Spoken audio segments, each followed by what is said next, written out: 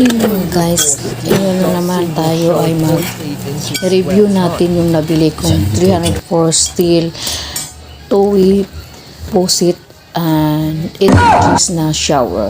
Marami po siyang butas-butas guys. Ewan ko kung ilang butas siya or mga nasa 100 plus, para po siyang pag maligo ko parang naano ka sa ulan, char. Yan po ay ini-install po ni Kuya Nani. Ayun guys, pinagawa ko kay Kuya Nani na sa aming kapitbahay guys, yung pina-install ko ngayon aming bagong nabili kong shower. Yan po siya, kompleto po siya. May gripo po, may hose, at saka yung ano niya, yung mismo patak ng daan ng shower. Bumili po ako niyan kasi sira na po yung shower namin, at saka yung pati yung gripo din sira kasi tumutulog.